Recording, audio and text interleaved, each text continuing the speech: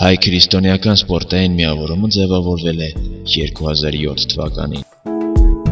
Այս կազմակերպության ստեղծման հիմքում եղել են եկեղեցում սպորտի նշանակության զարգացումը, շփումն ու հաղորդակցումը։ Հայ քրիստոնեական սպորտային միավորումն ունի հետևյալ սպորտային ուղղությունները. Թենիս,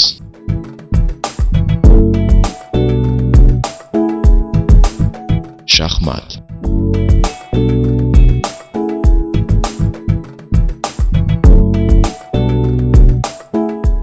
ֆուտբոլ,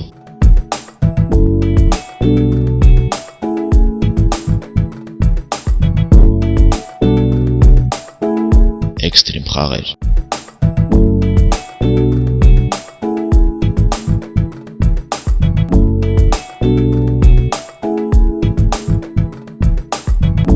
մանկական խաղեր,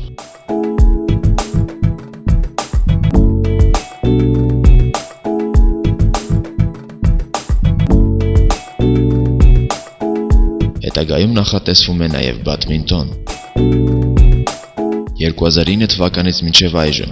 Հայ քրիստոնեական սպորտային միավորումը պատրաստել է սպորտային առաջնորդներ, ովքեր ուսուցում են ստացել ինչպես Հայաստանում, այնպես էլ Ուկրաինայում և Աֆրիկայում։